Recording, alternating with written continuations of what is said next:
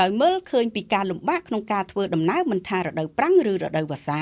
និងដោយមានការស្នើសុំរបស់អាជ្ញាធរស្រុកស្អាងពិសេសបងប្អូនប្រជាពលរដ្ឋរស់នៅក្នុងឃុំក្រាំងយើស្រុកស្អាងខេត្តកណ្ដាលនាព្រឹកថ្ងៃទី2ខែមីនាឆ្នាំ2026ឯអាដាមបណ្ឌិតសៅជីវ័នរដ្ឋលេខាធិការក្រសួងអភិវឌ្ឍជនបទតំណាងដ៏ខ្ពង់ខ្ពស់អាដាមឆៃរិទ្ធិសែនរដ្ឋមន្ត្រីក្រសួងអភិវឌ្ឍជនបទអញ្ជើញជាអធិបតីភាពបើកការដ្ឋានស្ថាបនាផ្លូវចំនួន2កំណាត់ប្រវែង 1700 ម៉ែត្រកំណាត់ទី1ផ្លូវក្រាលកៅស៊ូ2ជាន់ DBST ប្រវែង900 ម៉ែត្រទទឹង8ម៉ែត្រនិងកំណាត់ទី2ផ្លូវក្រាលបេតុងប្រវែង800ម៉ែត្រទទឹង8ម៉ែត្រកម្រាស់ 0.2 ម៉ែត្រស្ថិតនៅឃុំក្រាំងយើស្រុកស្អាងខេត្តកណ្ដាល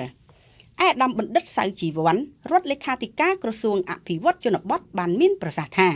ការសាងសង់ផ្លូវនៅពេលនេះធ្វើឡើងតាមសំណុំពររបស់អាជ្ញាធរមូលដ្ឋានពិសេសប្រជាពលរដ្ឋដែលជួបការលំបាកក្នុងការធ្វើដំណើរនាពេលកន្លងមកមិនថារដូវប្រាំងឬរដូវវស្សាផ្លូវនេះមានជង្ហុកដក់ទឹកហុយរអិលដែលពិបាកក្នុងការធ្វើដំណើរសម្រាប់សិស្សានុសិស្សទៅសាលារៀនការដឹកកសិផលរបស់ប្រជាកសិករក៏ដូចជាការធ្វើដំណើររបស់ប្រជាពលរដ្ឋទូទៅនៅក្នុងតំបន់នេះផងដែរអាដាមរដ្ឋលេខាធិការបន្តថាការសាងសង់ផ្លូវនេះគឺពិតជាឆ្លើយតបទៅនឹងតម្រូវការជាក់ស្ដែងរបស់ប្រជាពលរដ្ឋនៅក្នុងមូលដ្ឋានពិសេសផ្លូវនេះគឺជាប្រភេទផ្លូវដែលមានភាពធន់ក្នុងការបម្រែបម្រួលអាកាសធាតុដែលធានាឲ្យការប្រើប្រាស់បានយូរអង្វែង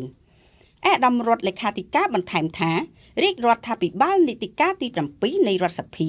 ក្រោមការដឹកនាំដ៏ជ្រាបវៃប៉ិនប្រសប់ស្វាហាប់របស់សម្ដេចមហាបវរធិបតីហ៊ុនម៉ាណែតនាយករដ្ឋមន្ត្រីបានដាក់ចេញនៅយុទ្ធសាស្ត្របញ្ចកោណដំណាក់កាលទី1ក្នុងនោះក៏បានកំណត់យកផ្លូវជាវិស័យអាទិភាពក្នុងចំណោមវិស័យអាទិភាពទាំង5គឺមនុស្សផ្លូវទឹកភ្លើងនិងបច្ចេកវិទ្យាក្នុងឱកាសនោះដែរអាដាមរដ្ឋលេខាធិការបានស្នើដល់កងវិស្វកម្មលេខ179ស្ពានថ្នល់ដែលទទួលការសាងសង់ផ្លូវបេតុងនេះត្រូវអនុវត្តទៅតាមបទដ្ឋានបច្ចេកទេសដោយធានាថាផ្លូវនេះប្រកបដោយគុណភាពនិងប្រើប្រាស់បានយូរអង្វែង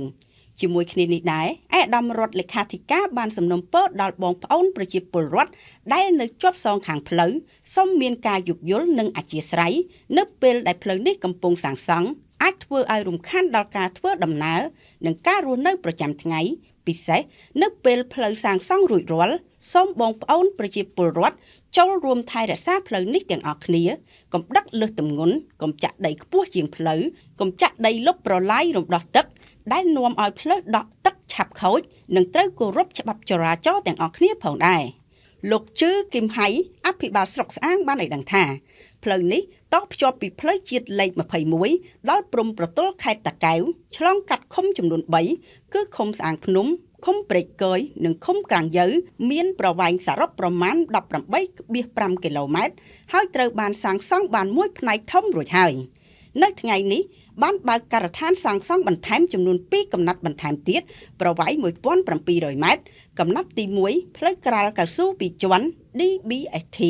ប្រវែង900ម៉ែត្រទទឹង8ម៉ែត្រនិងកំណាត់ទី2ផ្លូវក្រាលបេតុងប្រវែង800ម៉ែត្រទទឹង8ម៉ែត្រកម្រាស់ 0.2 ម៉ែត្រមានចិញ្ចើមផ្លូវក្រាលដីល្បាយថ្មសងខាងម្ខាង1ម៉ែត្រកម្រាស់ 0.2 ម៉ែត្រស្ថាបនាលូរំដោះទឹករាងអក្សរអុយប្រវែង680ម៉ែត្រលូមូលចំនួន5កន្លែងនិងអណ្ដូងលូចំនួន4កន្លែងស្ថិតនៅឃុំក្រាំងយើស្រុកស្អាងខេត្តកណ្ដាល